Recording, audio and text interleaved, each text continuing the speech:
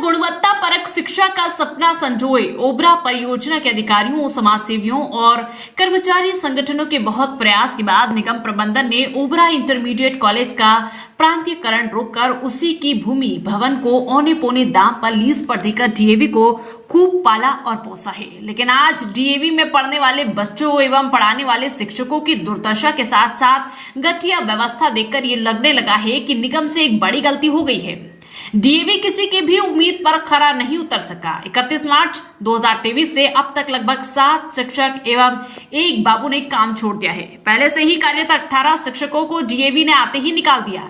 इसी समय 3 शिक्षक रिटायर भी हो गए थे। यहाँ 17 शिक्षक प्राइमरी के हैं, उनसे प्रवक्ता का भी काम लिया जा रहा है। ऐसा लगता है कि केवल बच्चों को कमरों के भीतर रोकने के लिए ही शिक्षक रखे गए हैं। पढ़ाई की गुणवत्ता से डीएवी का कोई लेना देना नहीं। यहाँ के बच्चे साफ पानी को भी तरस रहे।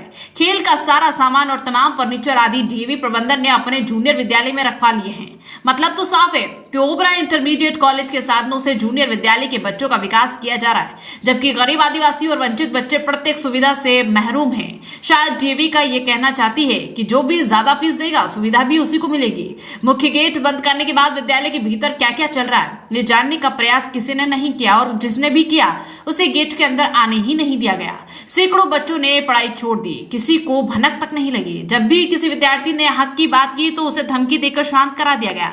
टीसी काट कर बाहर निकाल देने की धमकी तो आम हो गई है। कुल मिलाकर ये तो स्पष्ट हो गया है कि आज के डीएवी से ज्यादा अच्छा पुराना ओबरा इंटरमीडिएट कॉलेज ही था, जिसमें हर गरीब के बच्चों को पढ़ने का अधिकार और पर्याप्त सुविधाएं उपलब्ध थी। ये बात हजारों बच्चों से जुड़े उनके परिवारजन अच्छे से जानते हैं, लेकिन भय के माहौल में खामोश है। लेकिन आगामी लोकसभा चुनाव में उनका आक्रोश जरूर दिखेगा और चुनावी समीकरणों को ध्वस्त करने में निर्णायक कारण बनेगा। इसके संकेत मिलने भी लगे हैं।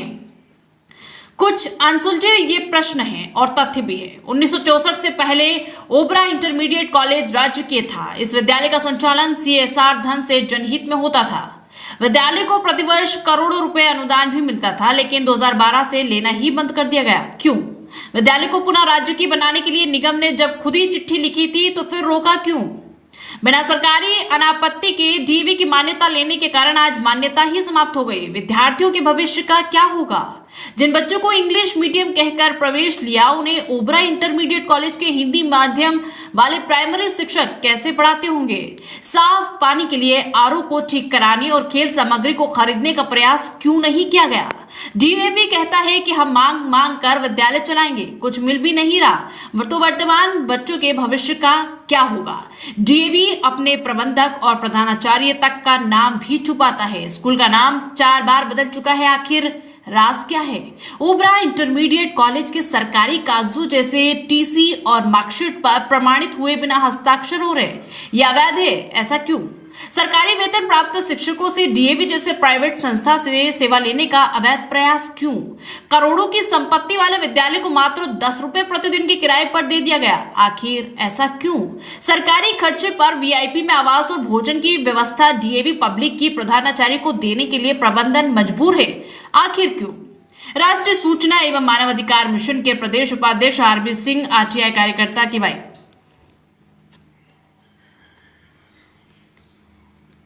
वंदे भारत से विकास कुमार की रिपोर्ट। वंदे भारत। सर, अपना नाम बता दीजिए। आरबी सिंह। सर, वर्तमान में आप किस पद पे कार्यरत हैं? राष्ट्रीय सूचना मानवाधिकार मिशन में प्रदेश उपाध्यक्ष हूँ और आरटीआई कार्यकर्ता भी हूँ, सामाजिक कार्यकर्ता भी हूँ। सर, एक सूत्रों के हवाले से खबर आ रही है जिसे ओबरा निगम के द्वारा कौड़ियों के दाम पर ओबरा इंटर कॉलेज को बेच दिया गया था, जिसे डीएवी पब्लिक स्कूल ने लिया है। 12वीं की मान्यता रद्द कर दी गई है। क्या मामला है? सूत्रों के हवाले से ये खबर नहीं है, ये हकीकत है, क्योंकि मैं इस मामले में सीबीएसई बोर्ड को लगातार पिछले 2 महीने से पत्राचार कर रहा हूँ। शिकायती पत्र आरटीआई पहले सीबीएसई बोर्ड भागती रही जवाब देने से। अंतोगत 28/7/2023 का लेटर उनका फ़ोन करने के बाद मेरे ईमेल पे आया, जिसमें उन्होंने डीएवी पब्लिक स्कूल ओबरा को लेटर लिखा था और मेरे शिकायती पत्र की कॉपी संलग्न कर उनको प्रेषित किया था और उनसे बोला था कि उपरोक्त संदर्भ में सूचित किया जाता है कि श्री आरबी सिंह प्रदेश उपाध्यक्ष उत्तर प्रदेश राष्ट्रीय सूचना मानवाधिकार मिशन द्वारा प्राप्त शिकायत के संदर्भ में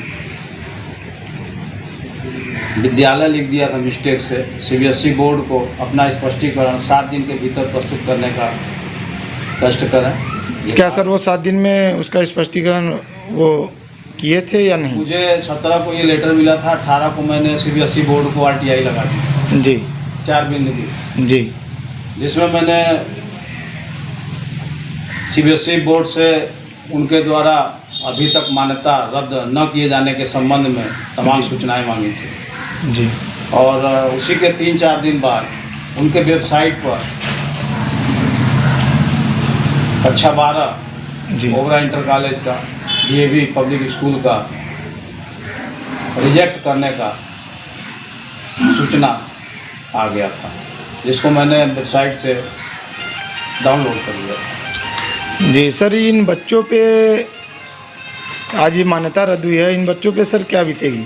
ये सबसे बड़ा प्रश्न अब यही उठ रहा है और मैं इस संबंध में अभी स्थानीय प्रबंधन से भी और शक्ति भवन से भी ये बात पूछूंगा कि उन्होंने डीएवी के अपने एग्रीमेंट में ये बात तय किया है कि अगले 2 साल तक हाई स्कूल से जो बच्चे निकलेंगे उनका इंटर तक का शिक्षा दीक्षा वो अपने यहाँ कराएंगे जी। अब प्रश्न उठता है कि जब डीएवी का इंटर का मान्यता कैंसिल हो चुका है, रिजेक्ट हो चुका है जी, उस स्थिति में यहाँ का स्थानीय प्रबंधन जो बच्चे हाई स्कूल पास करके निकले हैं उनको क्या ओबरा इंटर कॉलेज में पढ़ाया जाएगा या Obra inter college public DAV public school में पढ़ाया जाएगा? उसकी तो मान्यता रद्द हो गई है जी। हाल फिलहाल में अभी तत्काल में उनको मान्यता मिलने से रहा।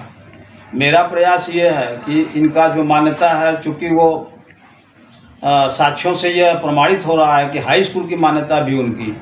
इन बच्चों का शिक्षा का जिम्मेदार कौन है सर? ये 100% उत्पादन निगम प्रबंधन, क्योंकि जब आप राजकीय इंटर कॉलेज इसको बनाने के पक्ष में थे और 2021-22 तक आप प्रयास कर रहे थे और लखनऊ से इनसे प्रस्ताव मांगा गया, इन्होंने प्रस्ताव ही नहीं दिया आज तक। नहीं सर तो जैसा कि ये वहाँ विद्यालय के शिक्षक परेशान हैं, बच्चे वहाँ पे भावुक हैं, सर क्या मामला हो सकता है? बहुत अच्छा आपने प्रश्न किया जी। मैंने आरटीआई अभी परसों ही लगाई है शक्ति भवन को और उनसे मैंने पूछा है, 7 बिंदु की मेरी आरटीआई लगी है जी। उसमें मैंने तीसरे में ही ये पूछा है, उत्पादन निगम लिमिटेड के समस्त विद्यालयों को निजी संस्था के द्वारा खुली निविदा के माध्यम से लीज पर देकर चलाए जाने की प्रक्रिया के दौरान खुली निविदा में शामिल समस्त फर्मों के नाम एवं प्रोप्राइटर स्वामी का नाम, मोबाइल नंबर की सूची दीजिए। एक और उसमें मैंने ये प्रश्न खड़ा किया है कि उस निगमीय आदेश अथवा निर्देश या शासनादेश की प्रमाणित छाया प्रति जिसमें इस बात का उल्लेख है कि निगमीय आबलिक सरकारी कर्मचारी आबलिक अधिकारियों को वेतन व भत्ता इत्यादि तो सरकार देगी, लेकिन उनसे प्राइवेट संस्थान आबलिक उपक्रम में कार्य लिया जा सकता है, उपलब्ध करावें। ये किसी भी शासनादेश में मेरी जानकारी में फिलहाल तो नहीं है कि सरकारी कर्मचारी से किसी प्राइवेट संस्थान में जॉब लिया जा सके। सर ये बच्चों के शिक्षा से खिलवाड़ करने वाले उन व्यक्तियों पे क्या होनी चाहिए? पहले तो मेरी बार बार मांग है कि इसकी विधिक तौर पर कमेटी गठित करके बाह्य जांच एजेंसी बना करके जांच कराई जाए। ये बहुत बड़ा झोल है। आप 2 कमरे का किराया का 2500 रुपया लेते हैं, उत्पादन निगम लेती है, और पूरा 10 विद्यालय आपने मात्र 36,000 में दे दिया। करोड़ों रुपए की संपत्ति। मैंने मांगा है कि विद्यालय जब बने थे उस समय उसकी क्या लागत आई थी, उससे भी निर्धारित होगा कि इतना लागत उस समय जब था, आज के डेट में मूल्यांकन कर लीजिए। 50-60 कमरे का इंटर कॉलेज, प्राइमरी स्कूल, सब कुछ आपने दे दिया। 300 अगर उसका आप एनालिसिस करेंगे तो 300 रुपया एक विद्यालय का फीस आ रहा, वो चार्ज आ रहा है महीने का, और आप 2 कमरे का 2500 रुपया लेते हैं। ये कौन सा, मतलब इनका एस्टीमेट किस तरह से बना? टेंडर का एस्टीमेट किस तरह से आपने बनाया? मैंने इनसे पूछा पहले पूर्व में कि निविदा दाताओं का फर्म का नाम बता दीजिए, तो शक्ति भवन ने कहा कि ओबरा परियोजना बताएगा। ओबरा परियोजना ने कह दिया कि शक्ति भवन बताएगा।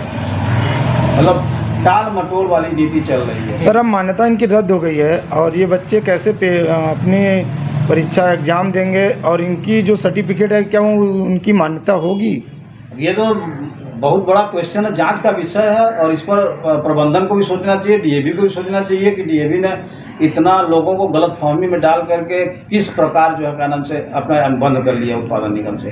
और उत्पादन निगम के सक्षम अधिकारियों को ये सोचना चाहिए कि अनुबंध करने से पहले इन्होंने डीएवी का प्रपत्र क्यों नहीं देखा। क्या नाम है आपका बेटा? मेरा नाम रवि कुमार है। किस विद्यालय में पढ़ते हैं? विद्यालय का कोई नाम नहीं है। आपके विद्यालय का नाम ही नहीं है? नहीं, कोई नाम ही नहीं है विद्यालय का। अच्छा, ये आप लोग की 12वीं की मान्यता रद्द हो गई है, क्या आप लोग को ये जानकारी है? हाँ, पता है।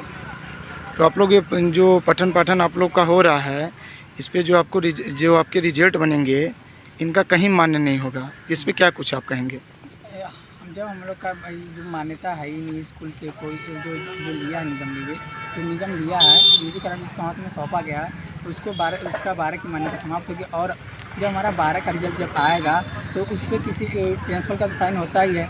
जब साइन होगा तो उस पर जब वेरीफाई आगे चल के होगा, कोई ग्रेजुएट करेगा, कोई कहीं जाएगा, तो उनका जब होगा तो उन पर फिर देखा जाएगा कि कहाँ से आए हैं, किस विद्यालय कौन टीचर, तो फिर वेरीफाई होगा तो फिर गवाही हो जाएगा। क्या बोलते आपके शिक्षा के संग खिलवाड़ किया जा रहा है, इसका जिम्मेदार कौन है? ओबरा निगम प्रबंधक और डीएवी पब्लिक स्कूल।